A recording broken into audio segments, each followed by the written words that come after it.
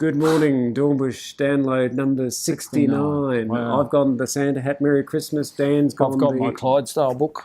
You've gone the beard. Yes, and what Dan's wearing at the moment isn't some strange fashion statement, but that is the Oi, that's it. That's the 579-page tome, Yep. otherwise known as the NAB demerger document, which Michael and I were talking about last week.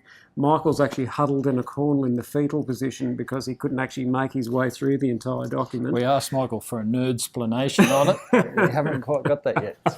But look, in all seriousness, if you're an insomniac, we've got plenty of these laying around. That'll fix you. You won't need any more pills because the legalese and that, what'd you say, 5 million? No, I was only joking. It's just crazy, isn't Whatever it? they've paid in the legals and that, it's not enough because that is just going to be a lawyer's dream. So a bit of a recap.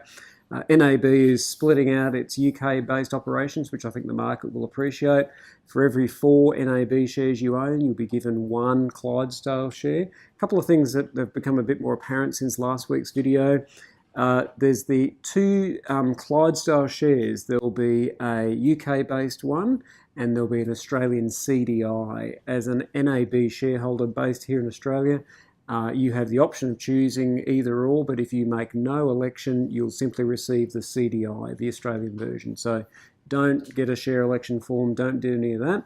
The other thing that we spoke about briefly last week was around selling the Clydesdale shares and selling them back to NAB before they list because, I mean, NAB doesn't want it. No. Why do you want it? Yeah. Exactly right, Ian. Exactly right. But the issue is that share sale back facility is only for people who have, feels a bit silly reading this. Yes. 2,000, thank you, Dan, 2,000 NAB or less.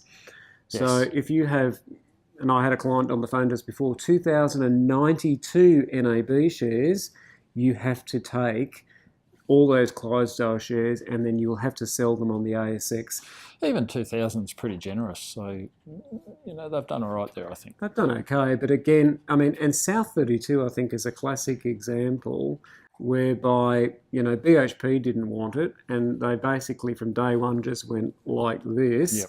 And I can simply see that, as James is shaking his head too, and I can just see that, you know, Clydesdale is going to do exactly the same. So make sure you have a chat to us. We'll send an email out to clients as to what you need to be doing. But in summary, nothing to be done at the moment. But if you, and in your little pack at the front there, if you have less than 2,000... Little pack. If you have less than 2,000 NAB shares, make sure you sign that share election form and get it back to them because otherwise you'll have to sell a lot of market, pay brokerage to keep Mrs. Marks in a lifestyle to which she's become accustomed. Exactly right. And the price might actually be less than what you could get through NAB. I thought you meant the price. Not the other little markers. So that's the NAB story. But on the flip side to that, Andrew, like that might put a bit of an incentive to buy some NAB shares. Oh, and or top up on the NAB spot shares. on, and I guess that's the second side to it. So either you sell them on market or you use the share sale facility.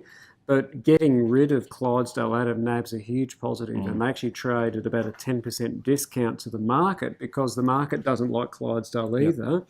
And you're spot on. I would be personally, I'd be putting my money, and with my NAB shares, that's what I'm going to be doing. I'm going to getting my Clydesdale money and buying more NAB shares. I think that's a great idea. Because they're the one bank that hasn't reached their pre-GFC highs. What was that, $45? So. And again, that's because the market just doesn't like the UK story. Yep.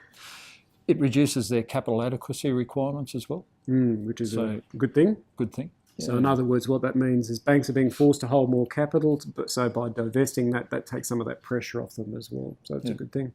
So that's NAB. Market. Still there. It's still there. Thank you and good evening. No, it's. I think we're seeing that bit of a Santa rally at the moment. Finally. Finally. Yeah. And we've got a couple of days next week for it to keep going. And we probably are seeing that Santa rally because the other day when the Dow was down, I think on Friday, 230 odd points, we closed up too.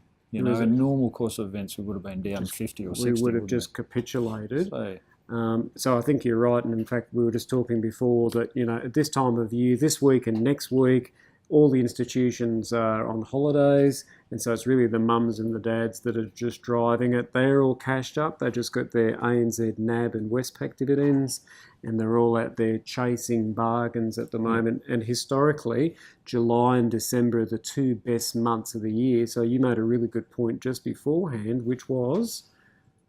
Can't remember. It was, if you're a seller, this is the time in which to be doing it, because coming into profit reporting season in mid to late January, we don't think profit reporting season is going to be a happy little place at all, which is one of the reasons why the share market's fallen as much as it has. So if there's this sort of Santa rally, people are feeling a bit optimistic, and you need to sell, now's the time to be doing it.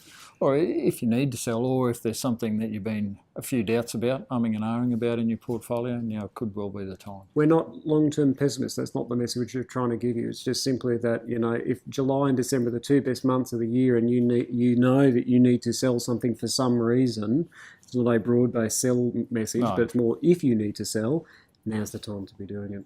And Brendan's done a little chart of the market, which you can see here.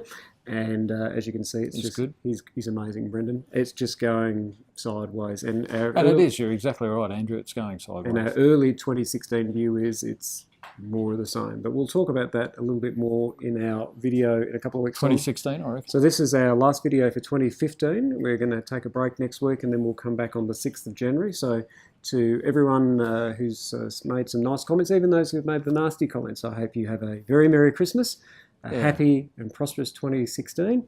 Dan, thank you. Thank you, Andrew. Till next time.